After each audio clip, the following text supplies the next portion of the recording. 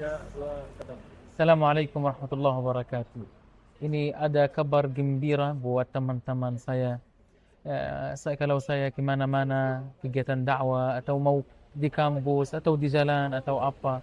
Banyak yang tanya saya, kenapa orang Yahudi jahat? Kenapa mereka zalimi orang Palestin? Kenapa mereka jahat ini luar biasa terhadap umat Islam atau apa? Makanya muncul buku Mengapa Zionis Israel Biadab. Tetapi bukan melalui Islam kita atau agama kita atau Quran kita, tetapi melalui fikiran mereka sendiri, melalui buku mereka, melalui Talmud, melalui semua hal yang mereka katakan sendiri.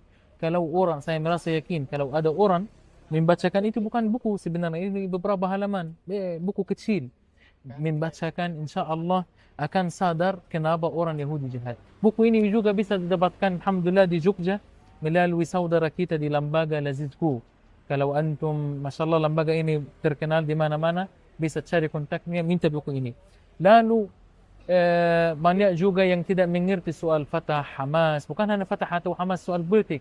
Kenapa kita belum menang kaum muslimin di Palestina saat ini, atau kaum muslimin secara umum yang suka cari informasi tentang Timur Tengah, yang tidak bisa bahasa Arab, atau kadang bingung kalau bahasa Inggris ini apakah mereka benar atau tidak, apakah real atau apa. Sama solusi untuk masa depan apa yang harus kita lakukan, saya tulis di buku sekitar 400 halaman, dan insya Allah yani ada melalui kacamata Al-Quran dan Sunnah Nabi Sallallahu Alaihi Wasallam, bukan hanya sembarangan mendapat saya.